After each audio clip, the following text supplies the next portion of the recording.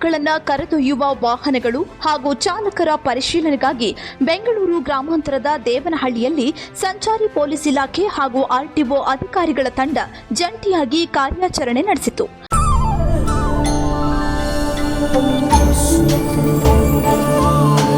Mysuru sandal ಸಾಬೂನು ಪ್ರಕೃತಿಯಷ್ಟೇ ತಾಜಾ ಮತ್ತು ಪರಿಶುದ್ಧ.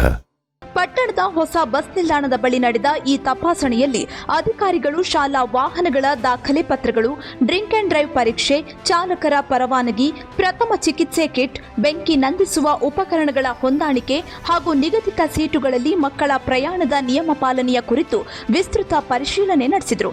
ಈಗಾಗಲೇ 38ಕ್ಕೂ ಹೆಚ್ಚು ಶಾಲಾ ವಾಹನಗಳನ್ನು ತಪಾಸಣೆ ನಡೆಸಲಾಗಿದ್ದು, ನಿಯಮ ಉಲ್ಲಂಘನೆ ಮಾಡಿದ ಶಾಲೆಗಳಿಗೆ ನೋಟಿಸ್ ನೀಡಲಾಗಿದೆ. ಶಾಲಾ ಮುಖ್ಯಸ್ಥರ ಗಮನಕ್ಕೂ ಈ ವಿಚಾರವನ್ನು ತರಲಾಗಿದ್ದು, ಮುಂದಿನ ದಿನಗಳಲ್ಲಿ ನಿಯಮಬದ್ಧ ಸೇವೆಗೆ ಒತ್ತಾಯ ಮಾಡಲಾಗಿದೆ ಎಂದು ಪೊಲೀಸರು ತಿಳಿಸಿದ್ದಾರೆ. ಬಸ್ಸಸ್ ಮೇಲೆ ಸ್ಪೆಷಲ್ ಡ್ರೈವ್ ಅನ್ನು ಹಮ್ಮಿಕೊಂಡಿದ್ದೇವೆ.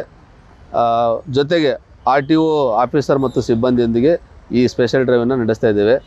ಇದು ಮುಖ್ಯ ಕಾರಣ ಏನು ಅಂತ ಹೇಳಿದ್ರೆ,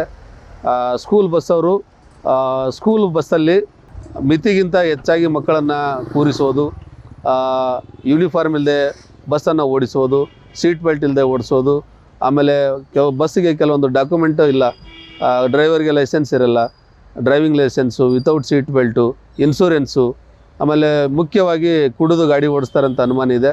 ಡ್ರಿಂಕ್ ಆ್ಯಂಡ್ ಡ್ರೈವ್ ಕೂಡ ಟೆಸ್ಟ್ ಮಾಡ್ತಾ ಇದ್ದೇವೆ ನಮ್ಮ ಇಲಾಖೆಯಿಂದ. ಮತ್ತು RTO ಕೂಡ ಬಂದಿದ್ದಾರೆ. RTO ಅವರು ಇಲಾಖೆಯಿಂದ ಏನೇನು ಡಾಕ್ಯುಮೆಂಟ್ಸು ಚೆಕ್ ಮಾಡಬೇಕು, ಫಿಟ್ನೆಸ್ ಇರ್ಬೋದು, ಗಾಡಿಯಲ್ಲಿ ಕ್ಯಾಮ್ರಾ ಕೂಡಿಸೋದಿರ್ಬೋದು, ಅವನ್ನೆಲ್ಲ ಅವರು ಚೆಕ್ ಮಾಡ್ತಾ ಇದ್ದಾರೆ. ಇದು ಕಾರ್ಯಾಚರಣೆ ಇವತ್ತು ಬೆಳಗಿಂದ ಸ್ಟಾರ್ಟ್ ಆಗಿದೆ. ಈಗೊಂದು 15ರಿಂದ 20 ವೆಹಿಕಲ್ಗಳನ್ನು ಚೆಕ್ ಮಾಡಲಾಗಿದೆ. ಯಾವ ವೆಹಿಕಲ್ಲು ಕರೆಕ್ಟಾಗಿ ರೂಲ್ಸ್ ಪ್ರಕಾರ ಡಾಕ್ಯುಮೆಂಟು ಮತ್ತು ಕರೆಕ್ಟಾಗಿ ಯಾರು ಗಾಡಿ ಓಡಿಸ್ತಾರೆ ಅವರಿಗೆ ಯಾವುದೇ ರೀತಿಯಿಂದ ತೊಂದರೆ ಕೊಡೋದಿಲ್ಲ.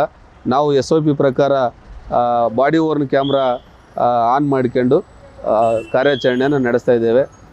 ಸ್ಕೂಲಿಗೆ ನೋಟಿಸ್ ಕಳಿಸಿದ್ದೀವಿ ಮತ್ತು ಎಲ್ಲ ಸ್ಕೂಲ್ಗಳಿಗೆ ವಿಸಿಟ್ ಮಾಡಿ ಅವೇರ್ನೆಸ್ ಕಾರ್ಯಕ್ರಮ ಕೂಡ ಮಾಡಿದ್ದೀವಿ ಆಲ್ರೆಡಿ.